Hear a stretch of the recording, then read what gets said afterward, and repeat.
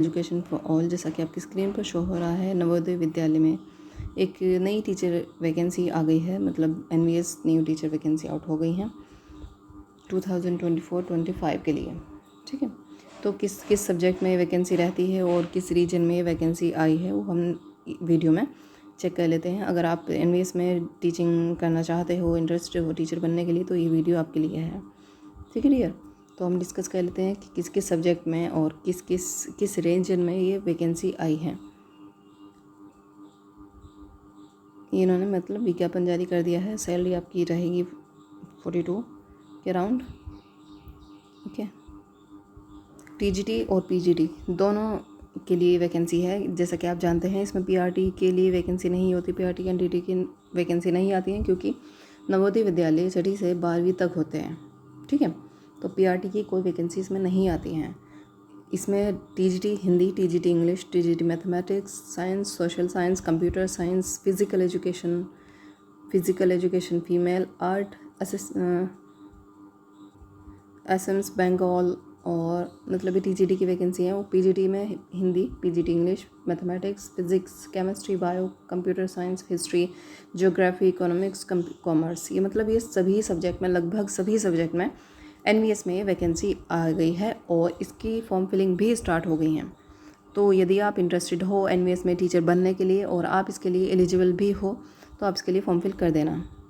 ठीक है, तो देख लेते हैं हम कहाँ से ये वैकेंसी आई हैं। और वैकेंसी है भाई बिहार, झारखंड और वेस्ट बंगाल में। टीजीटी मतलब बिहार में 12 वैकेंसी हैं हिंदी में, झारखंड में 2 हैं और वेस्ट बंगाल में 9।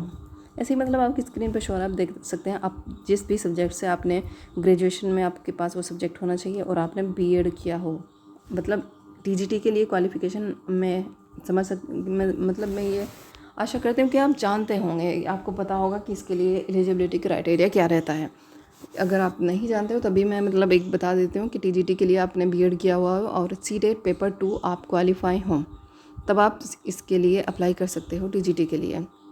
और जिस सब्जेक्ट से करना चाहते हो उस सब्जेक्ट को आपने ग्रेजुएशन में पढ़ा हुआ होना चाहिए।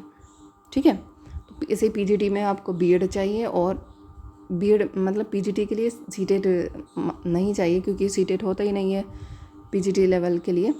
तो आपको सिर्फ बीएड होना चाहिए और एमए, तो आप पीजी के लिए जा सकते हो पीजीटी के लिए। ठीक है, ठीक है, तो आप ये सब्जेक्ट भी देख सकते हैं कि किस किस सब्जेक्ट में है और कहाँ से कितनी वैकेंसी हैं। बिहार, झारखंड और वेस्ट बंगाल से वैकेंसी आई हैं और टोटल 8 रीजन है। आप जहाँ वैकेंसी आएगी, तो आप अगर यूपी से हो या नॉर्थ साइड से हो तो वहाँ पे वैकेंसी आएंगी, तो आप उसके लिए वेट कर सकते हो। जैसे ही वैकेंसी आती हैं आपको नोटिफाई कर दिया जाएगा इसी चैनल पर। ठीक है, और इसकी जो परमानेंट वैकेंसी है, ये कॉन्ट्रैक्ट बेसिस की मैं बात कर रही हूँ इस वीडियो में, कि कॉन्ट्रैक्ट पर वैकेंसी आउट की है एनवीएस ने। और इसकी परमानेंट वैकेंसी जो है वो जुलाई में फॉर्म फिलिंग स्टार्ट हो जाएगी, 15 जुलाई के आसपास।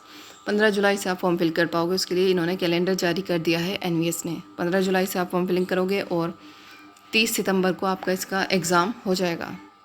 तो आई होप आप समझ पाए होंगे और मैं आपको समझा पाई होंगी। इसके लिए आप अपनी मतलब तैयारी कर सकते हो, पर आप अपने सिलेबस कवर कीजिए इसके लिए, जो परमानेंट वैकेंसी होंगी वो भी और ये। ठीक है डियर, तो ये हैं आपकी बिहार, झारखंड और वेस्ट बंगाल से वैकेंसी।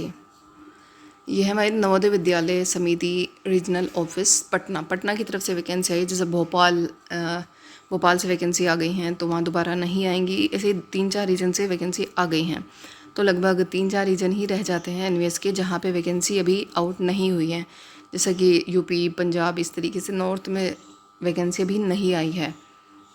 ठीक है, तो अगर आप इंटरेस्टेड हो एनवीएस में टीचर बनने के लिए तो आप इसके लिए फॉर्म फिल कर देना।